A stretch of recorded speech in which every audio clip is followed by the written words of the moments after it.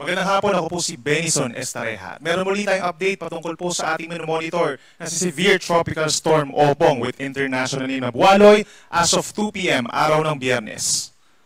Huling namataan po ang Severe Tropical Storm Opong sa vicinity ng bayan ng San Jose sa Occidental Mindoro kaninang alauna po ng hapon. Taglay pa rin ang hangin na 110 km per hour malapit sa kanyang gitna at may pagbugso hanggang 150 km per hour. Bahagyang bumagal in the last 3 hours westward at 20 km per hour at inaasahang kikilos po ang bagyo west-northwest po, tungo po dito sa may West Philippine Sea pagsapit mamayang gabi.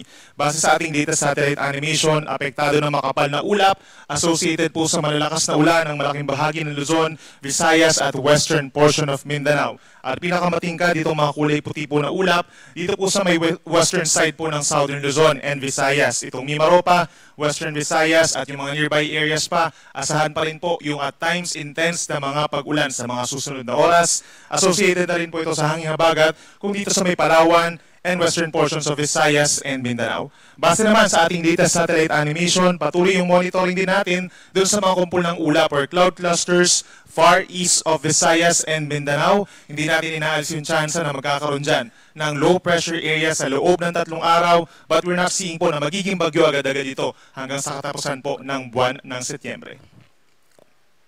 Ito po yung landfall points in the last 12 hours po nitong si Bagyong Opong. No? Nagsimula po siya mag-landfall for the first time sa San Policarpo, Eastern Samar, 11:30 p.m. kagabi.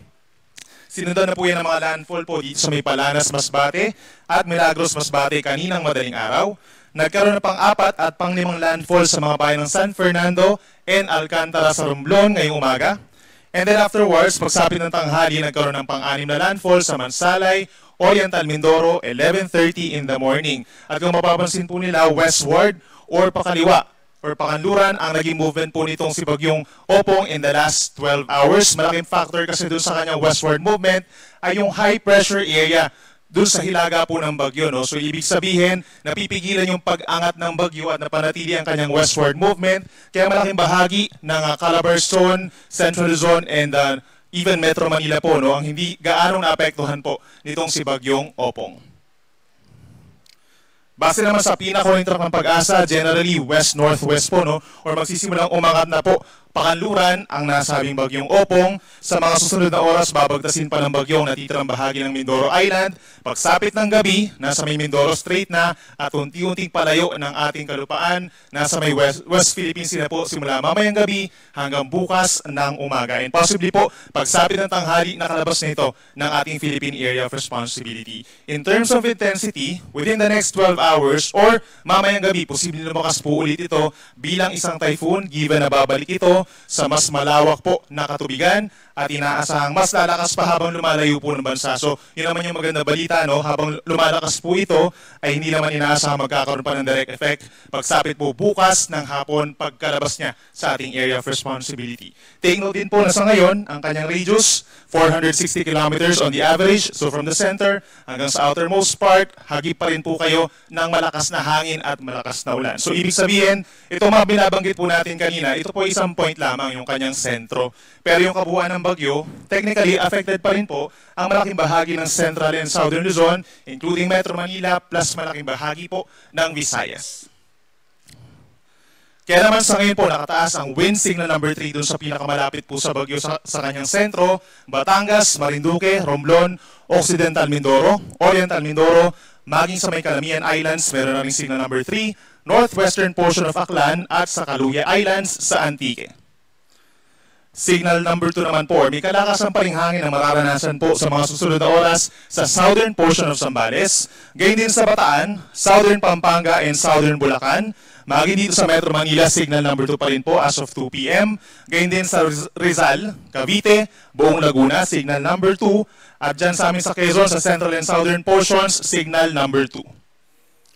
Meron din po signal number 2 or may kalakasang hangin pa rin sa northern portion of Palawan, kabilang na ang Cuyo Islands, western portion of Masbate, yung dinaanan po ng sentro ni Opong, northern portion of Antique, natitirang bahagi ng Aklan, Capiz at hilagang bahagi ng Iloilo, signal number 2. At sa ngayon po, meron na tayong signal number 1 dito po sa may Pangasinan, rest of Zambales, Tarlac, Nueva Ecija at southern portion of Aurora.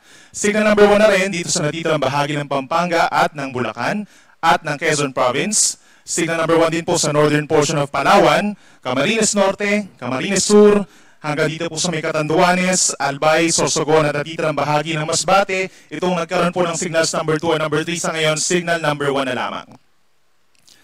At meron pa rin po tayong babala ng hangin bilang isa dito sa natitirang bahagi ng Antique at ng Iloilo, buong Gibaras, northern and central portions of Negros Occidental, northern portion of Negros Oriental, northern and central portions of Cebu kabilang ng Bantayan and Camotes Islands. Signal number 1 din sa hilagang bahagi pa ng Bohol, northern Samar, buong Samar, signal number 1 na lamang po. Ganyan din sa northern and central portions of eastern Samar, buong Biliran at buong Leyte, signal number 1. So possible pa sa ating mga future issuances po, no, posibleng mabawasan pa yung ating mga signal sa may eastern portions ng Bicol and Eastern Visayas at mag-downgrade pa tayo ng mga signal number 2 down to signal number 1 sa ating mga susunod na bulletins. Ito naman po yung ating heavy rainfall warning. Ibig sabihin, ito yung mga lugar na magkakaroon ng matinding ulan sa susunod na 2 hanggang 3 oras. Epekto po nitong si Bagyong Opong at ng Habagat. Meron tayong red rainfall warning. Ito po ay real-time warning po, no, or nowcasting na tinatawag. Ibig sabihin, prediction po ito ng ulan sa real-time or sa susunod po ng mga oras. Red warning or torrential rains sa may Occidental Mindoro. Ganyan din sa may northernmost part po ng Palawan, sa may Calamian Group of Islands at sa buong Western Visayas, aasahan din po yung matinding ulan sa mga susunod na oras. Asahan naman yung intense rains, kulay orange po, orange rainfall warning sa may Oriental Mindoro, yung dinaanan nitong si Bagyong Opong, hilagang bahagi po ng mainland Palawan at sa may Negros Occidental. Samantala, aasahan din po ang malakas na mga ulan sa susunod na 2 oras dito po sa Metro Manila, gayon din sa Quezon Province, sa malaking bahagi ng Calabarzon, down to Romblon, dito rin po sa halos buong Eastern Visayas at hilagang bahagi ng Cebu, aasahan pa rin po yung matitinding ulan. Posible ito magdulot ng mga pagbaha pa rin sa mga low-lying areas at pag-uho ng lupa sa mga bulubundok na lugar. Posible rin ang pag-apaw po ng mga ilog. Itong imahe natin, base po yan sa ating website na panahon.gov.ph kung saan makikita nyo po in real time ang ating mga warnings at yung direksyon po or forecast track ng Bagyong Opong. Para naman sa gale warning or banta ng mga pag-alon, ito yung mga lugar na magkakaroon ng matataas sa mga alon dulot nga po ng malakas na hangin na dala ni Bagyong Opong sa may Albay, Sorsogon, Catanduanes, Northern Samar, Samar at baybayin ng Eastern Samar, maging sa may northern and western coast of Leyte, Marinduque, Romblon, Camarines Norte, Camarines Sur at Masbate. Meron ding gale warning hanggang 6 na metro sa may Biliran, coast ng Southern Quezon, Aklan, Capiz, Iloilo, northern coast ng Negros Occidental, down to or up to Zambales, Batangas, and Cavite. Aasahan pa rin po ang maalon ng karagatan. Most likely po pag meron tayong gale warning. Plus, meron pa tayong mga wind signals. Suspended po ang sea travel for all types of sea vessels. At para naman sa daluyong ng bagyo o yung tinatawag natin na storm surge, posible pa rin po ang hanggang 3 metrong taas ng daluyong dito po sa may hilagang bahagi ng Aklan at ng Antique, sa baybayin ng Batangas, Marinduque, Occidental Mindoro, Oriental Mindoro, hilagang bahagi ng Palawan at Romblon.